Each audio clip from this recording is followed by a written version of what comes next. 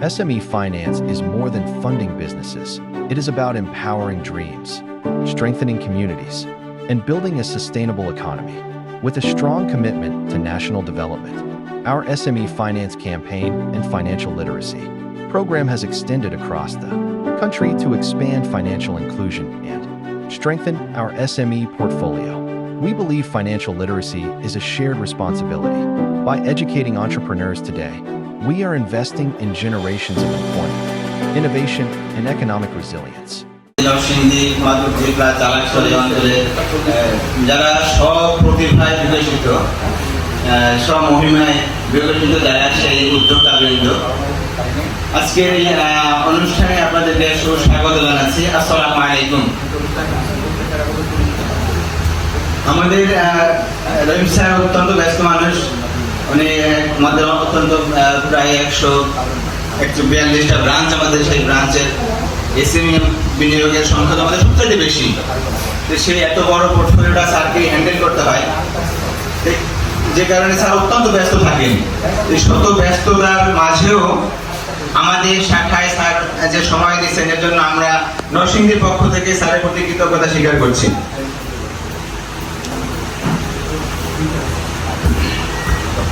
সবাই বিজনেস করছেন না, বিজনেসও করছেন না, কিসের পাশাপাশি পড়াশোনার পাশাপাশিও করছেন না, ঠিক আছে, সমস্যা নাই। আমরা এখানে আজকে কেন এসেছি এটা বুঝতে পেরেছেন? কেন আসছি? আপনাদের কথাগুলো শুনবো বলে। হ্যাঁ, আপনার তো ব্যাংক থাকে, ওনারা ব্রাঞ্চে আপনাদের এখানে একটা লোকাল এরিয়াতে আপনাদের সেবা দিয়ে যাচ্ছেন। আমাদের অনেকগুলো স্কিম আছে যেগুলো আপনাদের ডেভেলপমেন্টের জন্য, আপনাদের উপকারের জন্য। তো অনেক সময় এই মেসেজ গুলো আপনাদেরকে আমরা সঠিকভাবে হয়তো দিতে পারি না, বা আপনাদের একটা গ্যাপ থাকে। আপনারা অনেক সময় ব্যাংকের কাছে আসতে চান না, বা অনেকে ভয়ও পায় যে ব্যাংকে গেলে পরে কতগুলো প্রশ্ন করবে, হয়তো আমি এগুলো উত্তর দিতে পারবো না, তো ওইখানে গিয়ে লাভ নাই। আর ব্যাংকের লোকেরা সুটটাই করে থাকে, স্টাইল করে কথা বলে, ওইসব কথাটা আমরা বুঝি না, ঠিক না? কথা ঠিক আছে না? নাই। তারপর হ্যাঁ আছে, আবার ব্যাংকের মধ্যে গ্লাস টাস লাগানো থাকে, আবার সিকিউরিটি গার্ড দাঁড়ানো থাকে। অনেকে আবার ভয় করে ঢুকে না, যে আমরা তো ছোট উদ্যোক্তা, আমরা ছোট কাস্টমার, ওইখানে গেলে হয়তো আমাদের সাথে কথা বলবে কিনা, আবার পাতা দিবে কিনা, কি বলতে কি বলে, অনেকের মধ্যে একটা ভয়ভীতি থাকে, থাকে না? তো এই কারণে আমরা চিন্তা করলাম কি আপনাদেরকে আমরা দাওয়াত দিই, ইনভাইট করি। আপনাদের দাওয়াত দিয়েছে না আজকে? আপনাদেরকে ইনভাইট করেছে, দাওয়াত দিয়েছি যে আপনাদের কথাগুলো শুনবো, আমরাও কিছু বলবো, যে আমাদের কিছু প্রোডাক্ট আছে, আমাদের কিছু স্কিম আছে যেগুলো আপনারা এই স্কিমগুলো নিতে পারেন এবং আপনারাও উপকৃত হবেন। পাশাপাশি ব্যাংকেরও উপকার আছে না? ব্যাংকের বিজনেসটা কি? ব্যাংক হলো আমাদের এরিয়াতে যে কাস্টমারগুলো থাকে তাদের ডিপোজিট, তাদের টাকা পয়সাগুলো আপনার বাসা বাড়িতে রাখলে পরে অনেক ধরনের রিস্ক আছে। হ্যাঁ, রিস্ক এটা তোমাদের আছে, তাহলে বিজনেসে সে সাস্টেন করছে না। কেউ আছে যে খালি গবেষণা করে, অনেক পরীক্ষা করে যে কোন ব্যবসাটা ভালো হবে, কোনটা আমার জন্য স্যুট করে, এরকম হতে পারে। প্র্যাকটিক্যালি হয় যে অনেকে একটা জিনিস চিন্তা করে, আরেকজনকে দেখে চিন্তা করে, তো সেইগুলো আবার কিছুদিন পরে বুঝতে পারে যে এই ব্যবসাটা ওনার জন্য সুটেবল না, মানে ওনারকে ফিট করছে না, হ্যাঁ, উনি এটা করতে পারছে না। উনি হয়তো বা কাপড়ের ব্যবসা করে, তো উনি চিন্তা করলো যে তাহলে আমিও করি, কিন্তু কাপড়ের ব্যবসা সম্পর্কে ওনার কোনো ধারণা যদি না থাকে উনি পারবেন না। তাহলে ওনাকে এটা শিখতে হবে, জানতে হবে, তারপরে সিরিয়াসলি শুরু করতে হবে। আর কোনো জিনিস একদম লেগে থাকতে হয়, মানে একটা ধরলাম ওইটা লেগে থাকতে হয় এবং মাইন্ডসেট করতে হয়। প্রথমে মাইন্ডসেট যে আমি ব্যবসাটা করবো, ব্যবসা করতে হলে যা যা ডকুমেন্টস লাগে এগুলো আমি করবো, আর সব কিছুর জন্য বিনিয়োগ করতে হবে। বিনিয়োগ তো বুঝেন, টাকা খাটানো আর কি, টাকা খাটানো মানে মূলধন, চালান, হ্যাঁ, এটা লাগে। আমি বোঝানোর জন্য বলছি, হ্যাঁ, তাহলে লাগে, তাহলে এটা আগে জোগাড় করতে হবে। চালানের টাকা বা মূলধন বা শুরুর করতে যে টাকাটা লাগে, এই টাকাটা আবার ব্যাংক দেয় না, দেয় না।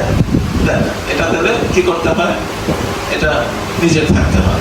তাহলে আপনার শুরুতে কিছু সঞ্চয় করতে হবে। সঞ্চয় তো বুঝেন না, ওই যে শুরুতে বললাম আপনার কাছে কিছু টাকা আছে, আপনি হয়তো কিছু বিজনেস করেছেন বা কোনো চাকরি করেছেন বা আপনার আত্মীয় স্বজন বা কারো কাছ থেকে আপনি ধার করেছেন, কিছু টাকা আপনার আছে, সেটা দিয়ে আপনার ব্যবসাটা শুরু করতে হবে। শুরু করে যখন দেখবেন যে হ্যাঁ ব্যবসাটা তো ভালো চলছে, তাহলে আপনি হয়তো শুরু করেছেন 1 লাখ টাকা দিয়ে, তখন আপনার মনে হলো যে না ব্যবসাটা আমি চালাতে পারবো, আরো টাকা দরকার। তাহলে আরো টাকাটা তো আর আত্মীয় স্বজন বা ওই বন্ধু বান্ধব তারা তো দেবে না, তাই না? তখন আপনার জন্য আছে হলো ব্যাংক। তাহলে তখন আপনি ব্যাংকে যাবেন। ওই যে জাতীয় ম্যাডাম আসতেন, সামনে আসেন, সামনে আসেন। উনি আমাদের এখানে একটা বড় ট্রেনিং নিয়েছে, হ্যাঁ বড় ট্রেনিং নিয়েছে, এই জন্য ওনার সম্মানটা একটু বেশি আর কি, সামনে বসালাম। ঠিক আছে, আপনাদের এলাকায় উনি আপনাদের এই লোকেশনেরই উনি একজন উদ্যোক্তা।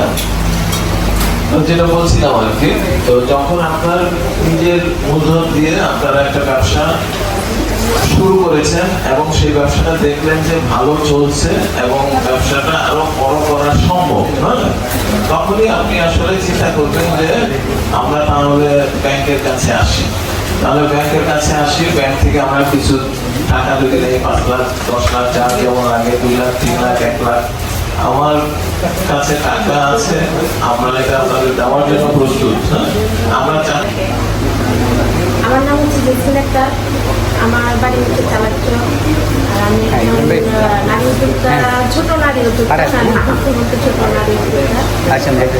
তো আমার একটা ব্যবসা প্রতিষ্ঠান আছে, আমার প্রতিষ্ঠানের নাম হচ্ছে sari beauty parlour and cosmetics. তো হচ্ছে না, আজ থেকে প্রায় 10 বছর আগে আমি বিউটিফিকেশনের উপর একটা কোর্স করেছিলাম, যেটা আমার আগে যিনি আসছিল উনি হচ্ছে আমার ট্রেনার। 2014 সালে ইন্টার পাস করে আমি ওনার কাছে ট্রেনিং নিয়েছিলাম। তো এখন আপাতত আছি বিউটিফিকেশনের উপরে জড়িত আছি, পাশাপাশি আমি একজন প্রাইমারি স্কুল টিচার। সবাই দোয়া করবেন। তবে ব্যবসা এমন একটা জিনিস, মনোযোগ সহকারে করতে হয়, মনোযোগটা এখানে হচ্ছে মেন। আমি যেই কাজটা করবো এটার উপর আমাকে অবশ্যই পুরোপুরিভাবে আমার মনোযোগটা দিতে হবে। আমি এই পর্যন্ত হচ্ছে রঙের হাড়ি।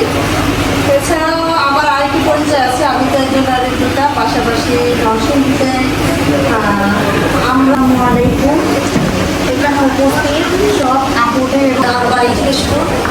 আমি গৃহিণী, কিন্তু আমি বাড়িতে আমি 2টো গরু পালি, 7টা ছাগল পালি, কৃষি কাজ করি আর কি। আমি তাসমিম আক্তার, আমি নরসিংদী সদর থেকে কাজ করছি হোমমেড খাবার নিয়ে।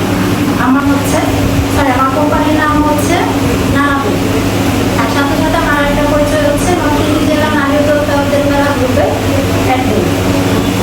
আমার সাথে আমার টিম আছে, আমি চাইবো আমার টিম আমার কাছে আসুক, সবার সাথে একটু পরিচিত হোক, তারপর আমি আমার টিম দ্রুত একটু আমার কাছে চলে আসে। আসলে ওনার টিমের লোকজন চলে আসেন সামনে। শাহজালাল ইসলামী ব্যাংক থেকে আমি 100 ঘন্টার একটা জার্নি পার করেছি, আর জার্নিটা আমার জীবনের সবচেয়ে সেরা ছিল, কারণ এত সময় আমি কোথাও ট্রেনিং করিনি। এর আগে আমি 12 দিনের একটা ট্রেনিং বগুড়াতে করেছিলাম, কিন্তু এটা আমার 1.5 মাস প্রায় সময় লেগেছিল ট্রেনিংটা করতে। আমি নরসিংদী টু ঢাকা প্রতিদিন যাতায়াত করেছিলাম। জার্নিটা অনেক কষ্ট ছিল, কিন্তু তারপরেও মানে লাভের অংশটা অনেক বেশি ছিল। আসলে এটা আপনাদের